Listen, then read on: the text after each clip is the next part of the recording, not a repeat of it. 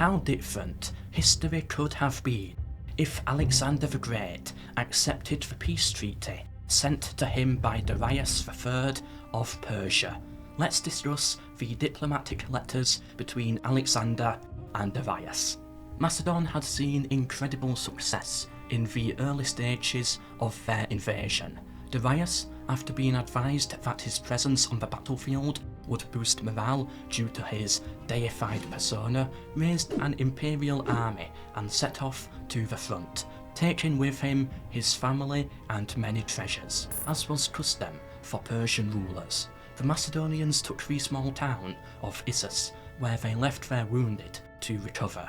Crossing the river, they headed south to meet the Persian army, but Darius had outmaneuvered Alexander, recaptured Issus, severed the hands of the wounded, and prepared by the river.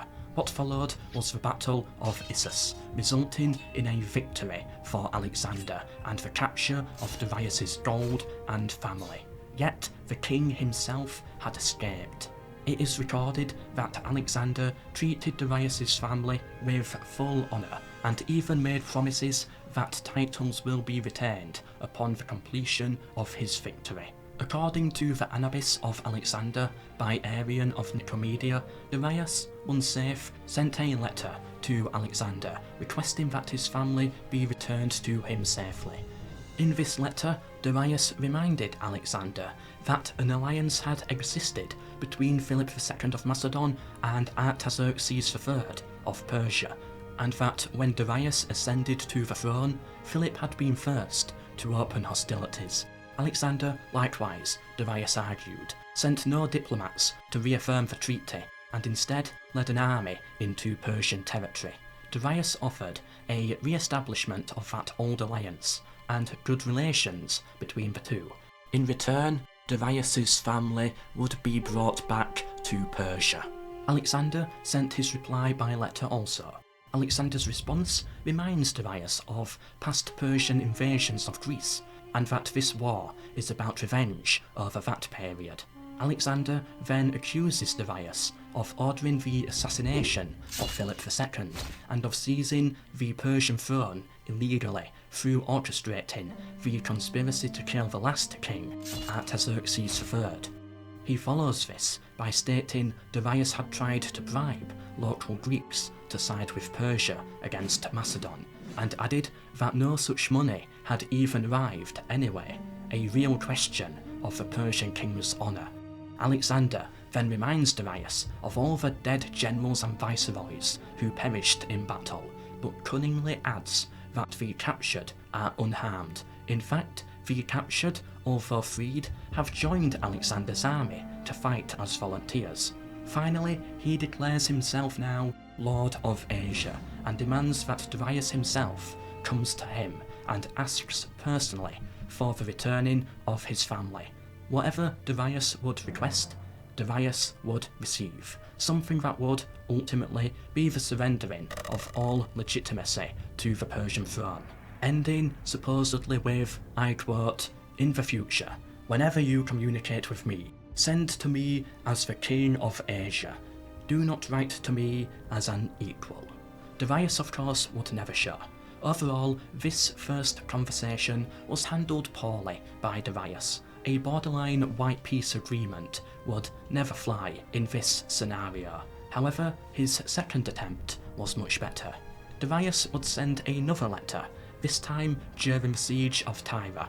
The tone had changed, and he instead offered tribute over just a basic alliance. A ransom was offered, 10,000 drachmas, for the return of his family, along with an offering of all the territory west of the Euphrates River, and his daughter's hand in marriage, becoming allies. This second treaty is interesting. Overall, fairly generous terms offered by Darius on paper. Even Parmenion, upon hearing it, advised Alexander to accept. But deep down, Alexander knew this was not an arrangement to be trusted. He clearly showed earlier in his reply that he believed Darius to be capable of assassinating foreign kings and having little respect for laws, honour and codes. Alexander could only rest easy with Darius gone. Alexander responded, stating that he has no desire for wealth and land from Persia, except all the wealth and all the land of Persia. As for Darius' daughter, she was already a prisoner of Alexander. It was at this point it was clear to all only one would survive this war. Darius could not accept, and so rose another imperial army, whilst Alexander conquered Egypt. The two would meet on the battlefield once more at Gaugamela, where a similar scenario would unfold. Darius fled again, and Alexander won another battle. Darius fled to Ecbatana, attempting to raise another imperial army, yet failed and was, in the end, murdered by his own men. Meanwhile, Alexander pushed on, seizing Babylon, Susa and Persepolis. With that and future conquests, Persia would be his.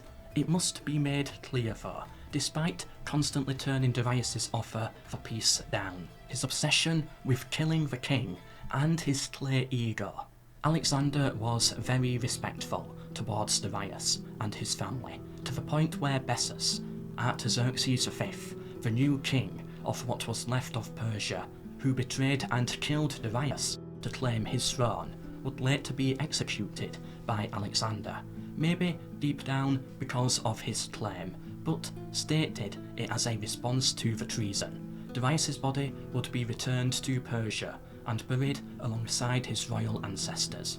Those were the diplomatic letters between Alexander the Great and Darius III. Comment down below or leave a like if you want more videos on ancient world diplomacy. Subscribe for more. Share with anyone you think may be interested. It really helps me out. But for now, until the next one, this has been the history of diplomacy.